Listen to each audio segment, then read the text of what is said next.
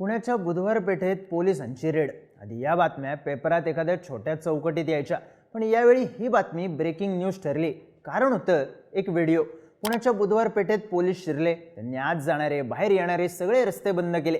त्यानंतर 41 बिल्डिंग्सची झडती घेण्यात आली। जवळपास 700 जणांची चौकशी झाली, ज्यात महिला होत्या, पुरुष सुद्धा होते। पुरुषांना रस्त्यावर बसवून ठेवल्याचे व्हिडिओ व्हायरल झाले आणि या कारवाईची प्रचंड चर्चा झाली।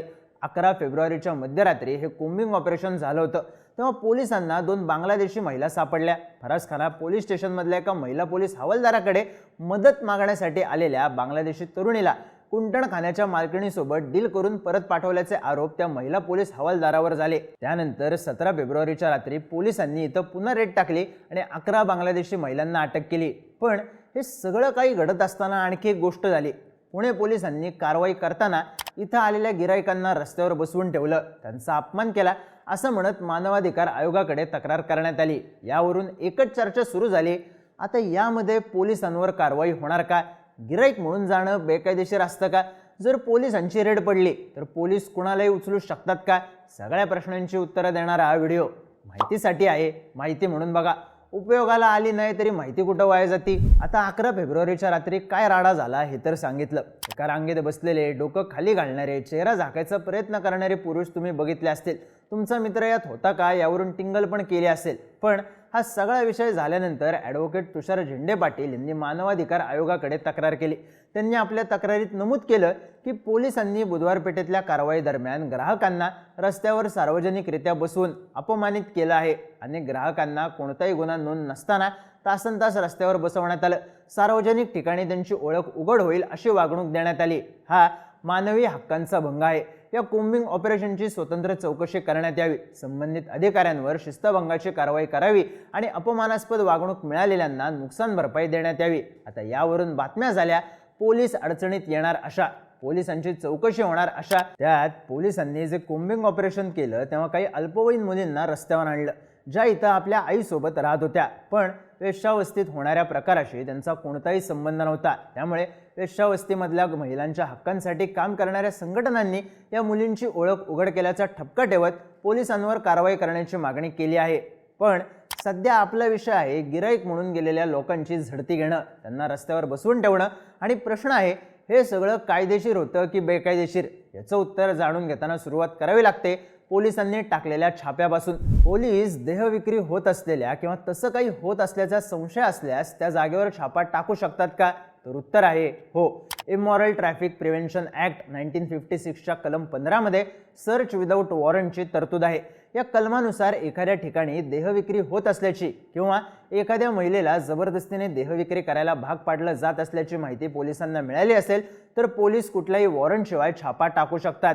पण हा अधिकार स्पेशल पोलीस अधिकाऱ्याला म्हणजेच एसपीओला असतो। आता एसपीओ म्हणजे कोण? तर ITPA अंतर्गत प्रत्येक भागासाठी एक एसपीओ नियुक्त केला जातो, जे साधारणपणे DYSP किंवा ACP दर्जाचे अधिकारी असतात। ही छापा टाकण्याची कारवाई एसपीओच्याच नेतृत्वाखाली होते। यात पोलिसांना ज्या भागाबद्दल शंका आहे तिथं प्रवेश करून तपासणी करता येते, झडती घेता येते, कागदपत्र आणि पुरावे जप्त करता येतात। पीडित महिला किंवा मुलींना ताब्यात घेऊन त्यांना रेस्क्यू करता येऊ शकतं। जर कोणी आरोपी असेल तर त्यांना अटक सुद्धा करता येऊ शकते। यात मानवी तस्करीचा प्रकार किंवा अल्पवयीन मुलींचा वापर केल्याचा प्रकार आढळला तर त्या अंतर्गत कारवाई सुद्धा करता येऊ शकते। यात कारवाईची लेखी नोंद ठेवावी लागते, महिलांच्या गोपनीयतेचं संरक्षण करावं लागतं। म्हणजेच छापा टाकण्याचे अधिकार पोलिसांना आहेत। बुधवार पेठेत पार पडलेल्या कोम्बिंग ऑपरेशनमध्ये 3 DCP, 8 ACP, 22 PI, 55 अधिकारी आणि 600 कॉन्स्टेबल्स होते। त्यामुळे इथंही नियमांचा विचार झाल्याची शक्यता आहे। पण यात आणखी एक प्रश्न उभा राहतो, तो म्हणजे पोलिसांनी इथं आलेल्या गिराईकांना रस्त्यावर खाली बसवलं, त्यांचा व्हिडिओ सुद्धा व्हायरल झाला। मग हे कायदेशीर होतं की बेकायदेशीर? तर बॉम्बे पोलीस ॲक्ट अंतर्गत पोलीस एखाद्या व्यक्तीवर संशय असल्यास वरिष्ठांच्या आदेशानुसार त्या व्यक्तीची झडती घेऊ शकतात। पुणे पोलिसांनी या प्रकरणात बुधवार पेठेतल्या बिल्डिंगमध्ये जे लोक सापडले त्यांची झडती घेतल्याचं सांगितलं। त्यानंतर बुधवार पेठेतल्या खोल्यांमध्ये जागा कमी असल्यानं ही झडती खाली रस्त्यावर बसवून घेण्यात आली असावी अशी चर्चा झाली। त्यात राहिला प्रश्न व्हिडिओचा। तर पुणे पोलिसांनी आपल्या अधिकृत अकाउंटवरून जे फोटो टाकले त्यात संबंधितांचे चेहरे ब्लर केले आहेत। त्यामुळे पोलिसांनी हा व्हिडिओ किंवा फोटो शेअर केले नाहीत असं सांगितलं जात असलं तरी त्यावेळी पोलिसांनी इथं कुणालाच प्रवेश दिला नव्हता. मग व्हिडिओ काढला कोणी अशी शंका आहेच. त्यामुळे कदाचित कोर्टाकडून ताशेरे ओढले जाऊ शकतात. पण हे कोम्बिंग ऑपरेशन बांगलादेशी महिला बुधवार पेठेत सापडल्याच्या पार्श्वभूमीवर केलं होतं. त्यामुळे इथं राष्ट्रीय सुरक्षेचा मुद्दा सुद्धा चर्चेत येऊ शकतो. पण आता समजा इथे एखादा कार्यकर्ता गिराईक म्हणून गेला असेल आणि त्याच वेळी पोलिसांचा छापा पडला, तर त्याला अटक होऊ शकते का? लई बारकाईनं तुम्ही याच उत्तराची वाट पाहत असलात तर पुढे ऐका.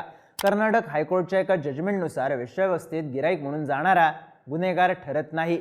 हे जजमेंट ज्या खटल्यात देण्यात आलं होतं त्यातली व्यक्ती वेश्यालयात गिराईक म्हणून आली होती. ही व्यक्ती एका महिलेसोबत सापडली एवढाच पुरावा होता. त्यातही ही व्यक्ती वेश्यालय चालवत नव्हती, दलाली करत नव्हती किंवा कुणाची तस्करी करत नव्हती. हा निकाल देताना कर्नाटक हायकोर्टाच्या सिंगल जज बेंचने Goenka Sajan Kumar versus state of Andhra Pradesh या केसचा आधार घेतला होता, ज्यानुसार ITPAच्या कलम 3, 4, 5 आणि 7 अंतर्गत गुन्हा सिद्ध करायचा असेल तर आरोपी देहविक्रीच्या कमाईवर जगत होता, त्याने वेश्यालय चालवलं किंवा जागा उपलब्ध करून दिली, त्याने एखाद्या व्यक्तीला देहव्यापारात ढकललं हे सिद्ध करावं लागतं.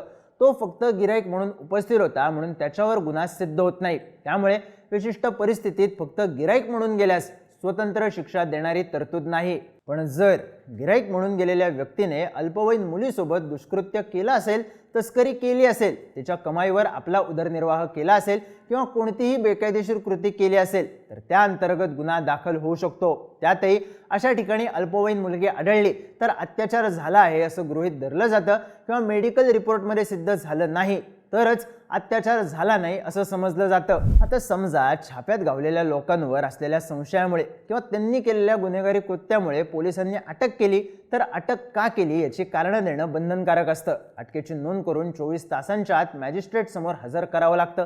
वकील घेण्याचा हक्क असतो. ITPA अंतर्गत लागलेलं कलम जामीनपात्र असल्यास जामीन मिळू शकतो आणि माध्यमांमध्ये नाव किंवा फोटो उघड करणं बेकायदेशीर ठरू शकतं. पण मेन मुद्दा असा आहे की या सगळ्या गोष्टी परिस्थितीनुसार बदलत राहतात. त्यावेळेच्या सुरक्षेचा प्रश्न, पोलिसांची भूमिका, त्या भागातली परिस्थिती अशा लय लढतरी असतात. त्यामुळं व्हिडिओ चेहरा दिसला, चुकून व्हायरल झाला आणि मग बाहेर फिरताना लोकांनी अहो कुठून असा प्रश्न विचारला तर गोची होणार. त्यामुळं हे अहो कुठून टाळायचं असलं तर जरा जपून